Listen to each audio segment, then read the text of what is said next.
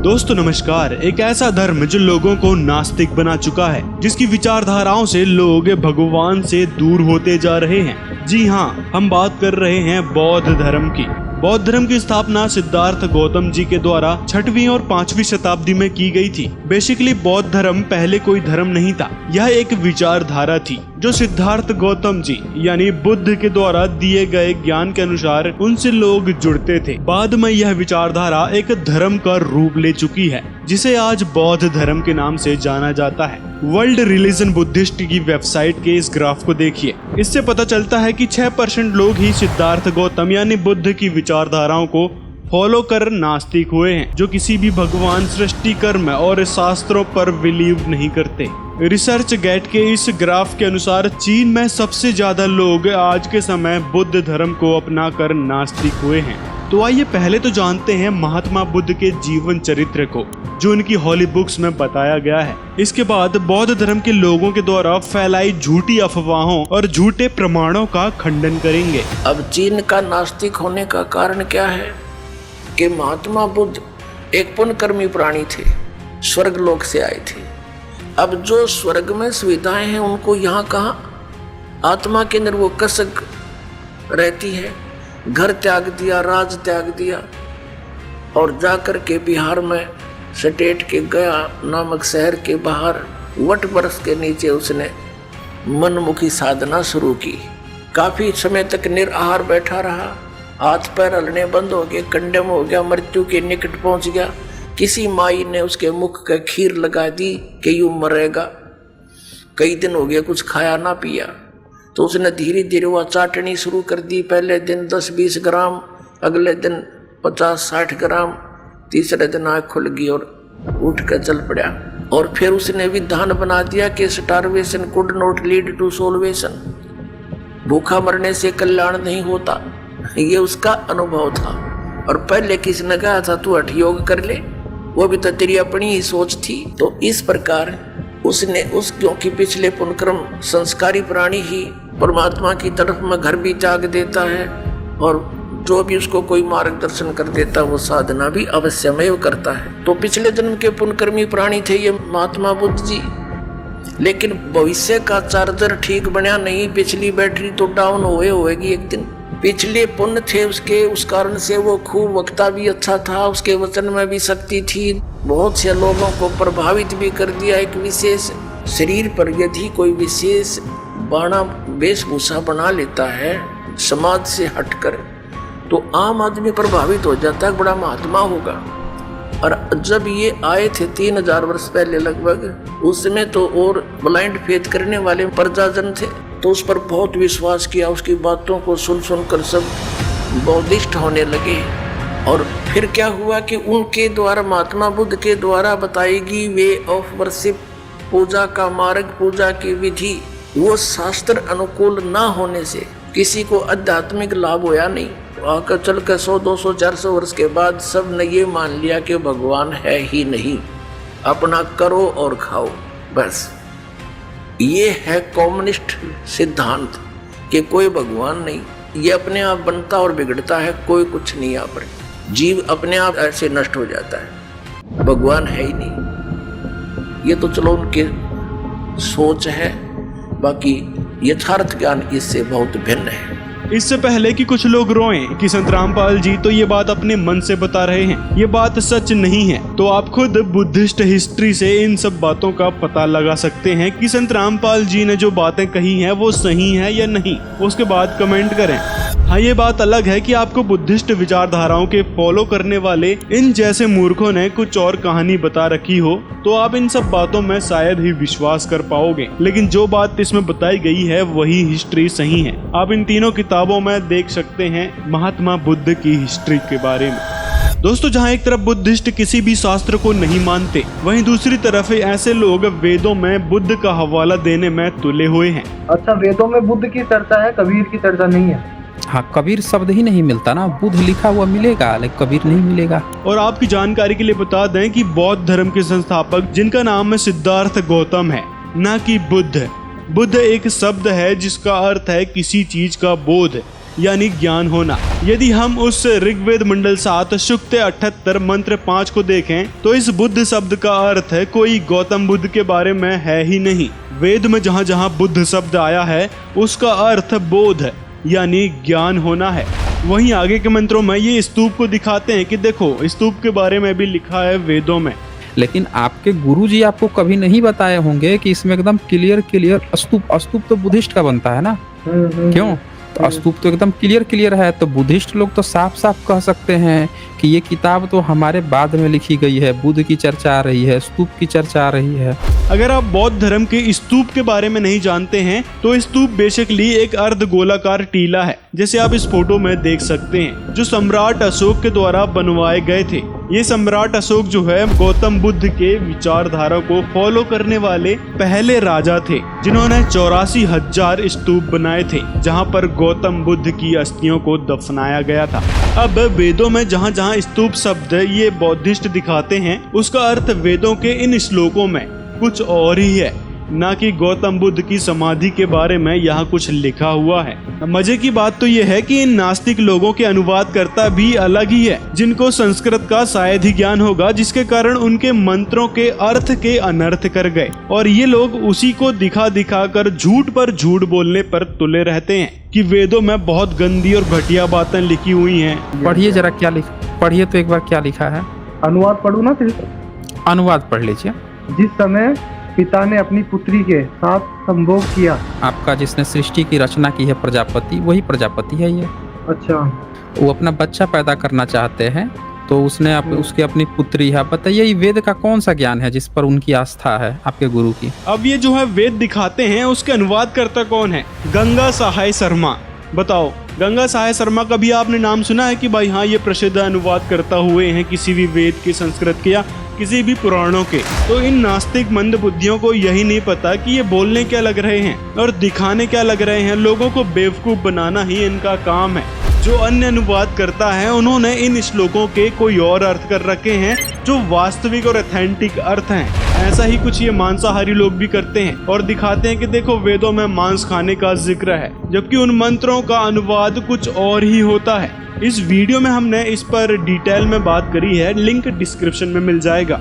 तो कहने का मतलब है कि जिस अनुवादकर्ता के द्वारा उनकी घटिया मानसिकता को पूरा किया गया उसी को ये लोग आगे रखते हैं और जब भी वेदों का नाम आता है तो उन्हीं वेदों के श्लोकों को आगे रख देते हैं। ये देखो, आप वेद की बात कर रहे हो, वेदों में तो ये लिखा है, अब बताओ वेदों को क्यों माने हम? इस किताब में बुद्ध की चर्चा है लेकिन कहीं भी कबीर की नहीं चर्चा है।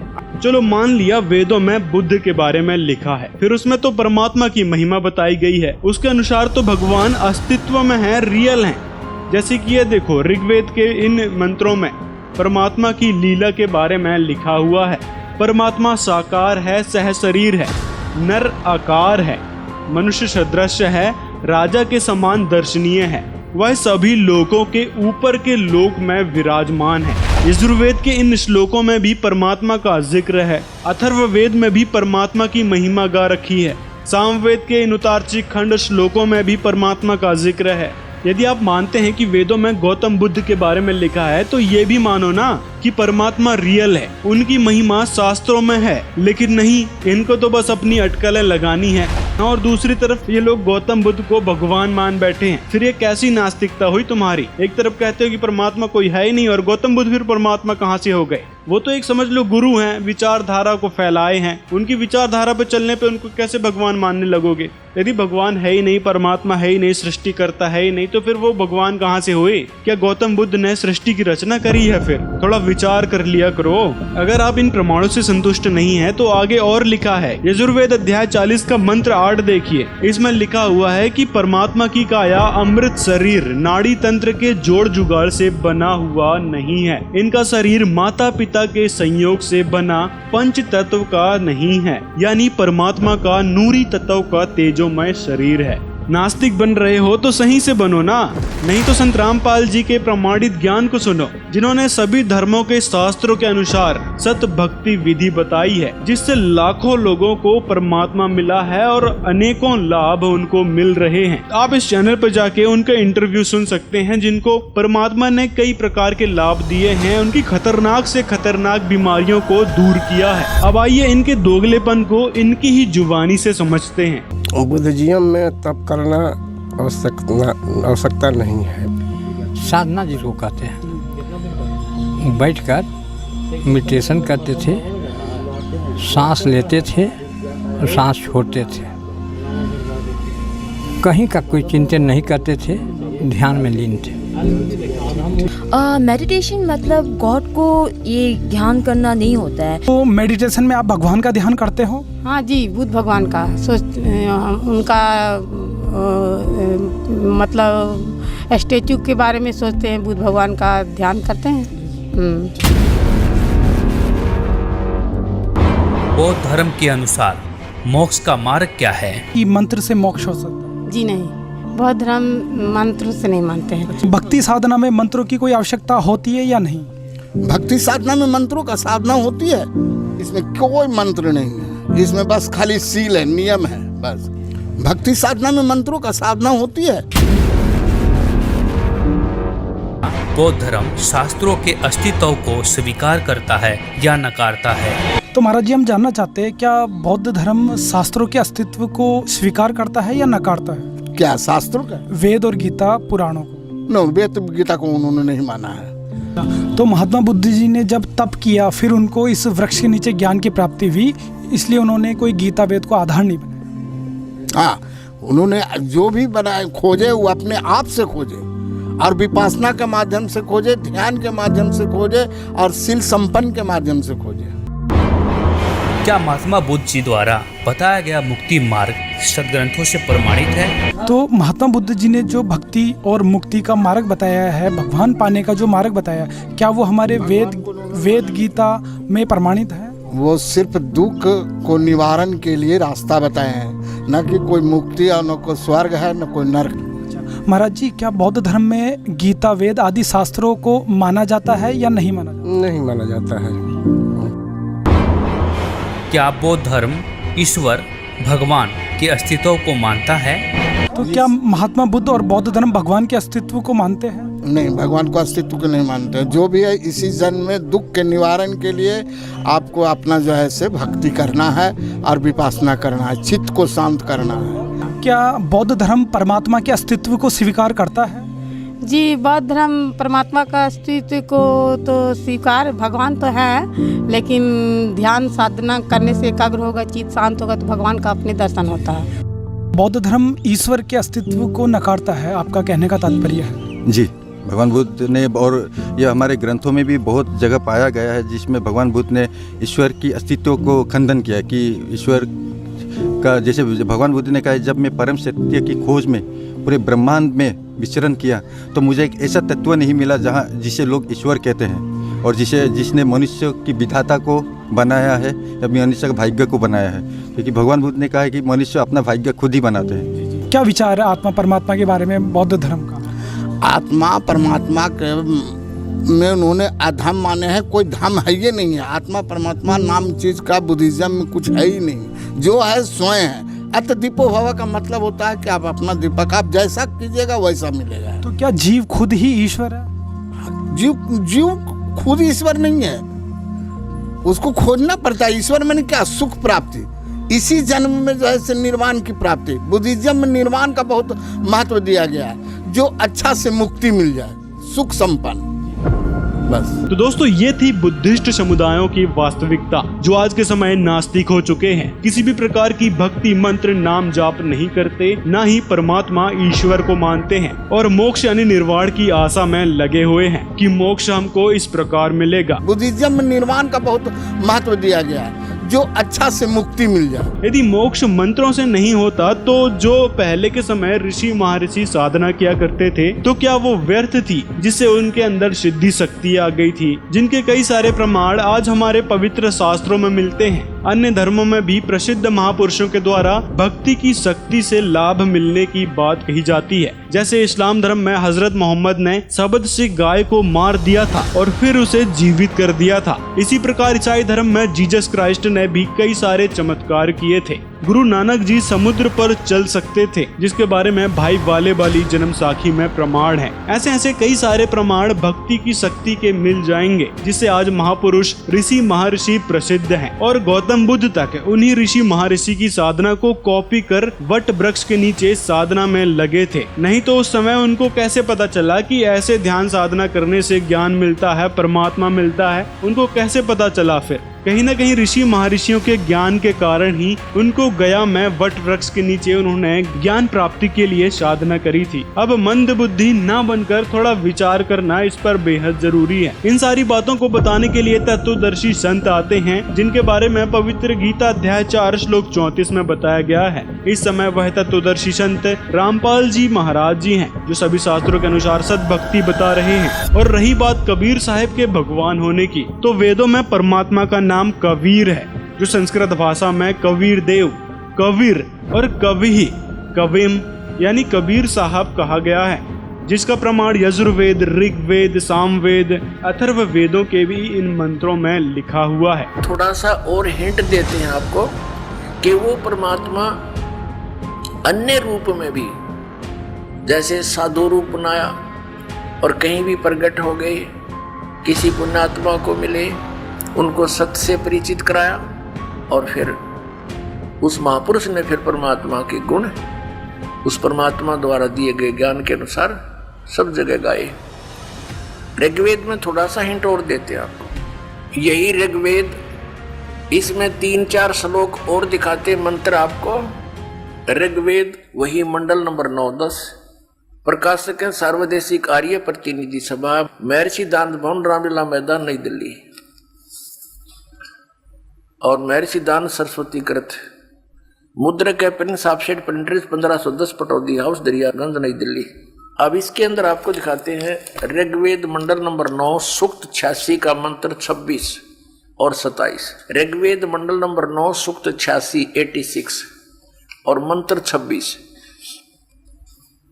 इसमें क्या लिखा कि यज्ञ करने वाले यजमानों के लिए परमात्मा सब रास्तों को सुगम करता हुआ उनके विघ्नों को मर्दन करता है, उनके संकटों का नाश करता है और उनको पवित्र करता हुआ, अपने रूप को सरल करता हुआ।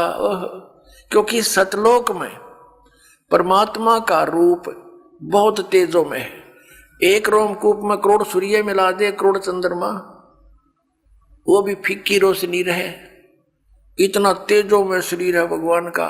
यदि वो एज इट इज यहाँ आ जाए तो हमारी आंखें बंद हो जाए, हम देख नहीं सकते कुछ भी, दूर से ही। भगवान तो बाद में आएगा, उसका प्रकाश पहले आ लेगा, तो उस प्रकाश से हम परमात्मा को नहीं देख सकते। इसलिए अपने रूप को हल्का तेज पुंज का सरल बना के वो हमारे सामने प्रकट होते हैं। जैसे काशी में जुलाहे रूप में हुए, वो परमात्मा पूर्ण ब्रह्म है। देखना, अपने रूप को सरल करता हुआ वह कांति में परमात्मा। यहाँ इन्होंने कबीर को अर्थ सर्वज्ञ लिख दिया, यहाँ लिखना था वो कबीर देव। अब ये कंसेप्ट यहाँ क्लियर फेर करना पड़ेगा कि जहाँ पर भी परमात्मा की महिमा चल रही हो वेदों में, तो वहाँ पर यदि कबीर शब्द है, कबीर, तो वहाँ लिखना पड़ेगा कबीर देव। जैसे ये खुद लिखते हैं, ये संस्कृत और व्याकरण के ज्ञाता। अब फिर यजुर्वेद दिखाना पड़ेगा। देखिएगा, ये यजुर्वेद है, ये महर्षि दान सरस्वती कृत, प्रकाशक है सार्वदेशिक आर्य प्रतिनिधि सभा 2/5, महर्षि दान भवन, रामलीला मैदान, नई दिल्ली। और ये महर्षि दान सरस्वती द्वारा इसका अनुवाद किया गया है और मुद्रक Prince offset printers 1510, Pataudi house, Daryaganj, नई दिल्ली से ये छपा है। यजुर्वेद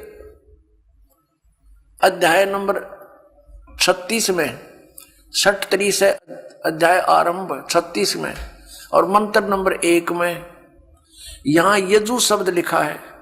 यजु, रचम वाचम प्रपदे मनो यजु प्रपदे, इस यजु का अर्थ अनुवाद करते समय महर्षि दयानंद ने यहां सही किया है। यजु का अर्थ लिख दिया यजुर्वेद, बिल्कुल ठीक किया।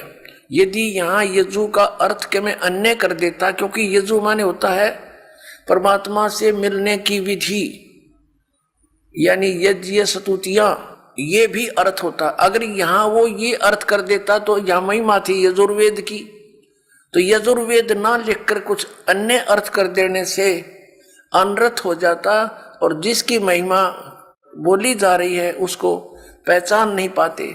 इसी प्रकार जहां पर भी कबीर लिखा हो, कबीर जिसके अपसर्ग लगा दी जाती है, तो वहां लिखना चाहिए कबीर देव।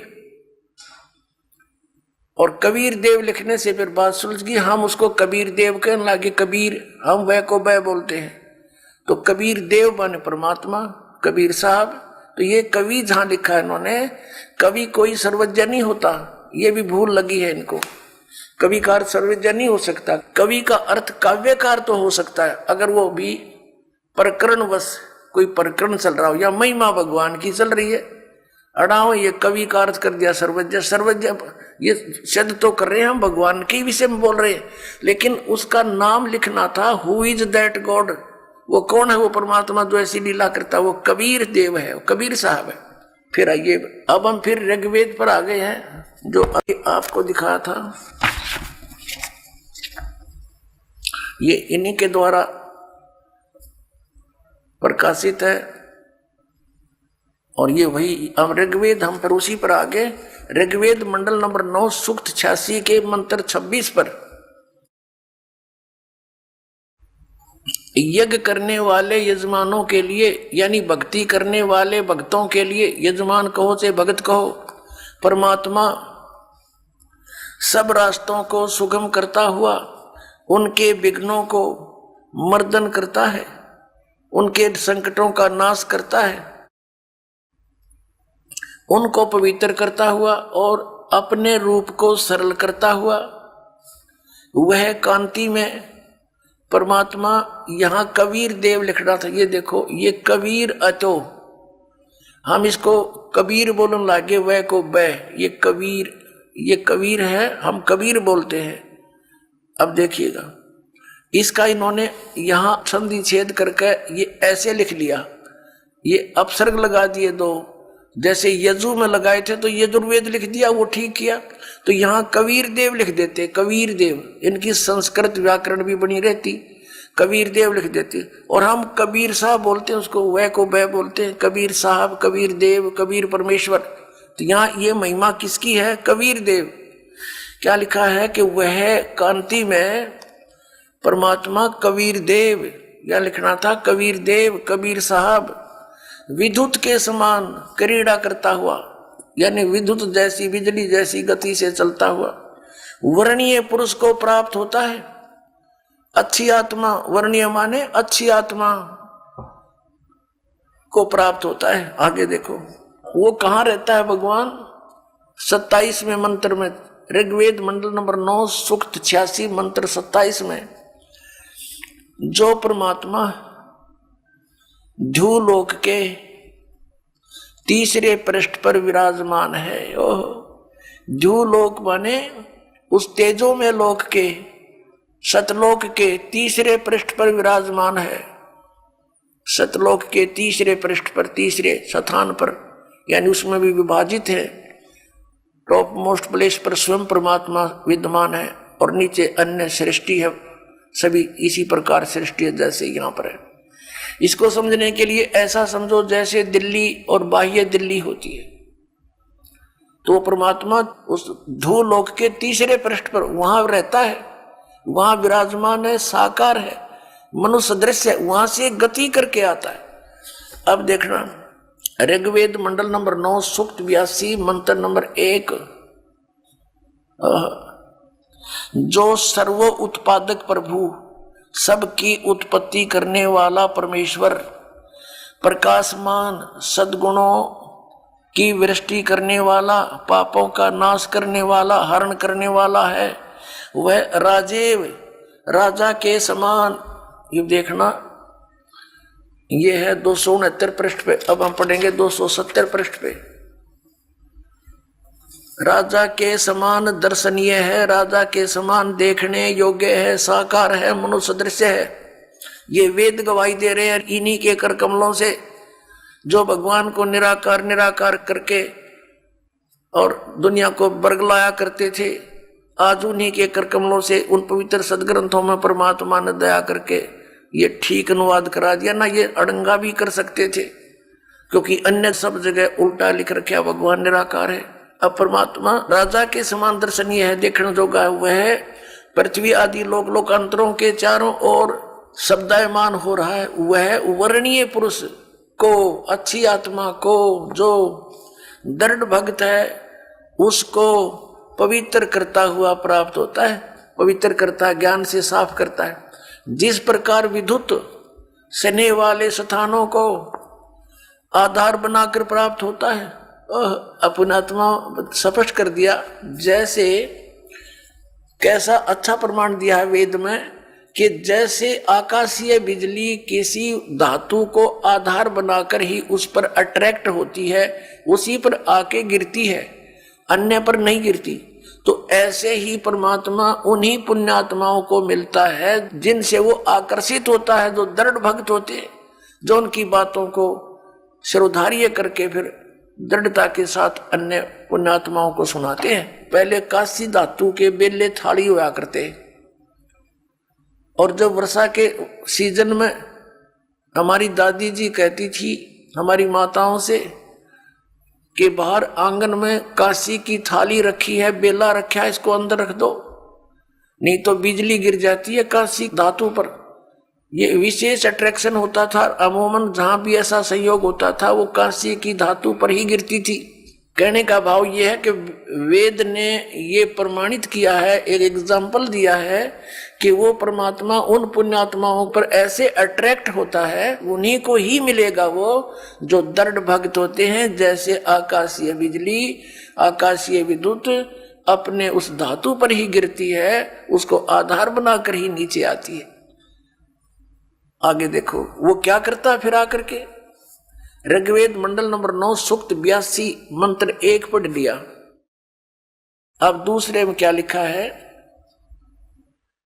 कि हे परमात्मन, उपदेश करने की इच्छा से आप, ज्ञान देने के उद्देश्य से आप महापुरुषों को प्राप्त होते हो, अच्छी आत्माओं को मिलते हो, और आप अत्यंत गतिशील पदार्थ के समान यानी बिजली की जैसी गति से हमारे आध्यात्मिक यज्ञ को प्राप्त होते हो। आप यह लिखना था आप कबीर देव हैं, सर्वज्ञ लिख दिया। आप कबीर देव हैं, कबीर साहब हैं। हम कबीर साहब बोल रहे, उन्हें कबीर देव। अब शुद्ध स्वरूप है, हमारे पापों को दूर करके हे परमात्मा, हे अमर परमात्मा, हमको सुख दे। अपने आत्माओं पवित्र वेदों को पूरा विश्व मानता है कि ये परमात्मा के यथार्थ ज्ञान से युक्त है। और परमेश्वर ने कहा है 600 वर्ष पहले कि वेद मेरा भेद है, मैं ना मिलूं वेदन के माही, और जौन वेद से मैं मिलूं वो वेद जानते नहीं। जौन वेद से मैं मिलूं वो वेद जानते नहीं। कबीर परमेश्वर ने कहा था कि धर्मदास, हे प्यारी आत्मा, ये चारों वेद मेरा ही गुणगान कर रही है, पर इसको ये समझ नहीं पा रहे। दोस्तों ऐसे ही आगे बहुत सारे प्रमाण आपको मिलेंगे परमात्मा के बारे में। देखिए इन श्लोकों में परमात्मा साकार है, सह शरीर है, नर आकार है, मानव सदृश है, राजा के समान दर्शनीय है, सर्व लोकों में विराजमान है। आप इन श्लोकों में प्रमाण देख सकते हैं। संत रामपाल जी महाराज द्वारा दिखाए प्रमाणों का लिंक हमने डिस्क्रिप्शन में डाल दिया है, आप उन वीडियोस को भी देख सकते हैं। सतलोक का प्रमाण दिखाते हैं आपको पवित्र वेदों से, जो कबीर परमात्मा अविनाशी सतलोक में रहता है, तीसरे मुक्ति धाम सतलोक में विराजमान है। इसके बारे में देखिए प्रमाण यजुर्वेद, ऋग्वेद और सामवेद और अथर्ववेद के इन श्लोकों में। परमात्मा का शरीर 5 तत्व का नहीं है। कबीर परमात्मा की काया अर्थात शरीर नाड़ी तंत्र के जोड़ जुगाड़ से बना हुआ नहीं है। उनका शरीर माता पिता के संयोग से नहीं, पंच तत्व से नहीं बना है। परमात्मा का शरीर नूरी तत्व का है, तेजोमय है, जिसके बारे में यजुर्वेद अध्याय 40 मंत्र 8 में लिखा हुआ है। आगे लिखा है कि परमात्मा माता के गर्भ से नहीं जन्मते, वह स्वयं सह शरीर शिशु के रूप में प्रकट होते हैं, जिसके बारे में यजुर्वेद अध्याय 40 मंत्र 8 और ऋग्वेद मंडल 9 सूक्त 93 मंत्र 2, ऋग्वेद मंडल 10 सूक्त 4 मंत्र 3 में भी लिखा हुआ है। इसी प्रकार आगे बहुत सारे प्रमाण आपको मिल जाएंगे। अब लोग मानने को तैयार नहीं है कि कबीर कैसे भगवान हो सकता है, तो इसके बारे में आप कबीर साहिब की लीलाओं को देख सकते हैं कि कबीर जी ने किस प्रकार से लीलाएं करी। हाँ, हालांकि आपको ज्ञान नहीं है, किसी ने बताया नहीं है कबीर जी के बारे में, तो संत रामपाल जी महाराज इस समय वह पूर्ण संत हैं जो परमात्मा कबीर जी के बारे में शास्त्र अनुसार भक्ति बता रहे हैं, जिससे लाखों लोगों को लाभ मिल रहे हैं। और यथार्थ भक्ति मंत्र भी संत रामपाल जी महाराज ही देते हैं। तो देर ना करें, संत रामपाल जी का ज्ञान अभी से सुनना शुरू करें। संत रामपाल जी के द्वारा लिखित किताब यदि आप ऑर्डर करना चाहते हैं तो इस नंबर पर मिस कॉल कर सकते हैं। तो दोस्तों, वीडियो पसंद आया हो तो लाइक जरूर करें, हमारे चैनल को सब्सक्राइब कर लें ताकि ऐसे ही और वीडियोस हम आपके लिए ला सकें। मिलते हैं अगले वीडियो में।